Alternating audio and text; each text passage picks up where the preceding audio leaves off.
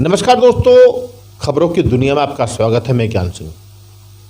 जैसा कि आपको पता है कि किसान पिछले काफ़ी समय से आंदोलन कर रहे हैं और किसान बिल के विरोध में सड़कों पर बैठे हैं। दिल्ली राजधानी है, लेकिन उस दिल्ली को किसानों ने चारों ओर से घेर रखा है। आने जाने के रास्ते बंद किए हुए हैं। ऐसे में किसानों का कहना है कि जो किसान विरोधी बिल पास हुए हैं वो तीनों बिल वापस होने चाहिए, नहीं तो किसान अपने आंदोलन को जारी रखेंगे। जबकि विकासनगर के हरबरपुर में भी आज किसानों ने कांग्रेस के समर्थन में एक सांकेतिक धरना दिया। उनका साफ तौर पर कहना था कि अगर किसानों की बातों को नहीं माना गया, जो किसान विरोधी बिलन को वापस नहीं लिया गया, तो किसान उग्र आंदोलन करने के लिए बाध्य होंगे। जबकि ये बात सच है कि किसान अगर खेत में अन्न उगाना जानता है तो फिर वो अपनी बातों को मनवाना भी जानता है। जहाँ कड़ाके की ठंड में किसान सड़कों पर बैठे हैं, तो ऐसे में सबसे बड़ा सवाल खड़ा होता है कि जो सरकार उनकी बातों को आखिर मानने के लिए क्यों सामने नहीं आ रही है। जबकि कई प्रदेशों में किसानों ने बीजेपी के खिलाफ मोर्चे खोल दिए हैं, तो ऐसे में लगता है कि बहुत बड़ा खामियाजा सरकार को आने वाले चुनाव में भुगतना पड़ेगा। आइए देखते हैं ये खास रिपोर्ट। लगेगी आग तो आएंगे और भी घर जद में, लगेगी आग तो आएंगे और भी घर जद में। मोहल्ले में सिर्फ मेरा मकान थोड़ी है और सभी का खून शामिल है इस वतन की मिट्टी में। सभी का खून शामिल है इस वतन की मिट्टी में। किसी के बाप का हिंदुस्तान थोड़ी है।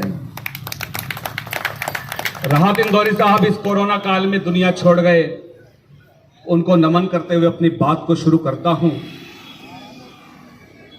अभी थोड़े से दिन पहले की बात है, किसान आंदोलन जब हमें ऐसा लगता था किसान आंदोलन शुरू नहीं हुआ, उस समय पूरे पंजाब के अंदर किसान रेल की पटरियों पर बैठे हुए थे, अपनी बात को कह रहे थे केंद्र सरकार से कि हमारी बात सुन लो, हम आंदोलन ना करें।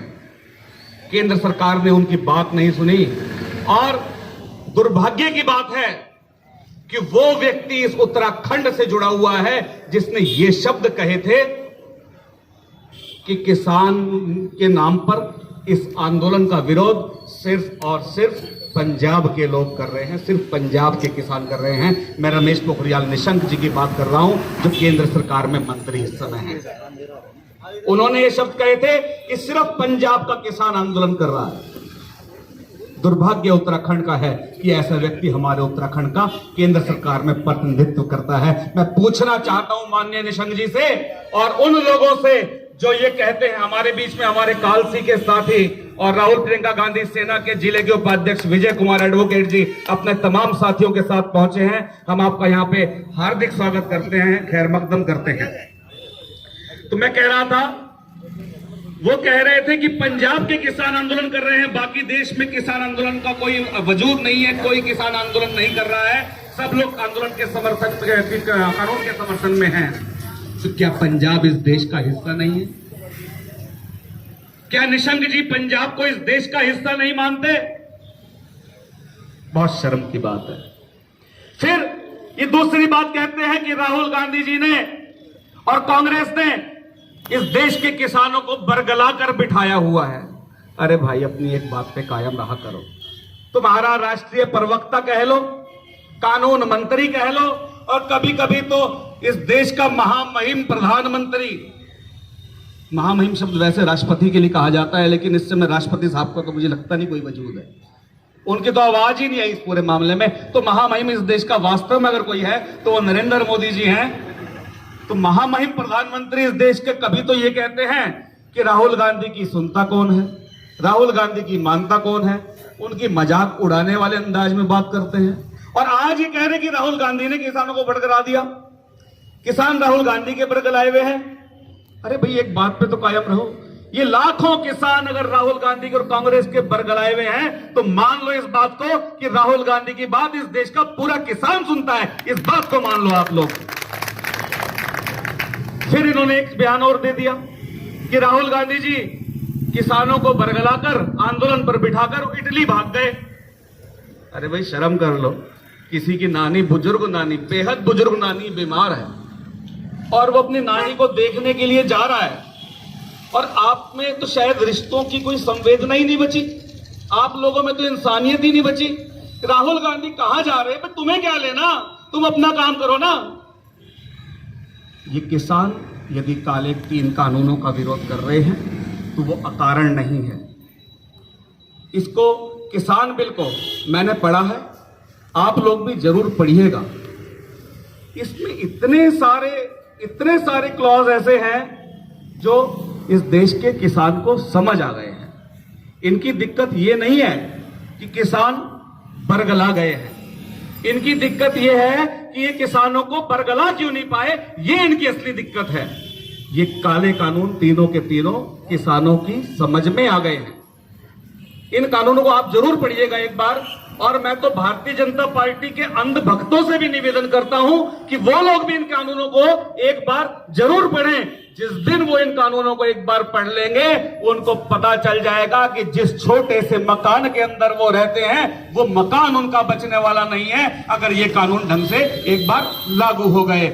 जो दुकानों में बैठे हुए दुकानदार भाई हैं, अगर वो भी इन कानूनों को एक बार अध्ययन कर ले, पढ़ ले, तो वो इस बात को समझ जाएंगे कि उनकी दुकानदारी बचने वाली नहीं है। जो महिला आज खेत में मजदूरी करती है या घरों में चूल्हा चौका करके काम कर रही है, वो महिला समझ जाएगी कि वो इस करने के लायक नहीं रहे। जो बड़े बड़े हमारे किराने के दुकानदार हैं, थोक के व्यापारी हैं, वो समझ जाएंगे कि उनकी थोक की दुकानदारी कुछ दिन की बाकी रह गई है। जो राशन कार्ड पर पूरे लॉकडाउन में और उससे पहले और उसके बाद आपने दुनिया भर का अनाज अपने घरों में खाने के लिए लिया, आपके राशन कार्ड किसी लायक नहीं रहने के।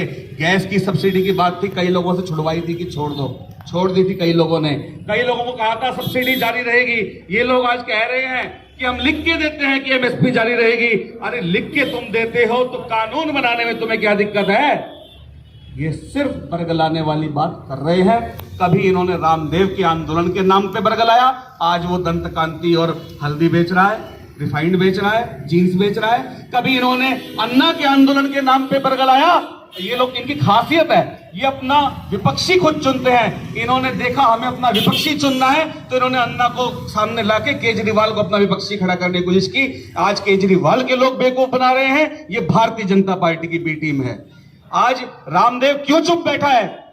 रामदेव चुप बैठा, केजरीवाल चुप बैठा। इस आंदोलन में यदि कोई संघर्ष किसानों के पक्ष में कर रहा है ईमानदारी से, तो सिर्फ और सिर्फ कांग्रेस कर रही है। कांग्रेस की विचारधारा के लोग जिस पार्टी के अंदर भी हैं, वो इस आंदोलन का समर्थन कर रहे हैं, इन 3 काले कानूनों का विरोध कर रहे हैं। क्योंकि कांग्रेस की विचारधारा के लोग वास्तविक देशभक्त लोग होते हैं जो देश का हित चाहते हैं, इसीलिए इन काले कानूनों का विरोध कर रहे हैं। और हम यहां से कहना चाहते हैं, हमारे बहुत ही आदरणीय सम्मानीय नवप्रभात जी यहां बैठे हैं, एक कार्यक्रम यहां पर दिया जाए, चाहे कुछ दिन बाद हो, एक ह्यूमन चेन का कार्यक्रम दिया जाए, पूरी ताकत उसके लिए लगाई जाए। कोशिश की जाए कि हरबटपुर से लेकर कालसी तक की हम एक ह्यूमन चेन यहां पे बना पाए इन 3 काले कानूनों के विरुद्ध, तो हमारा आंदोलन आगे बहुत तेजी से बढ़ने का काम करेगा। धन्यवाद। जय हिंद, जय भारत।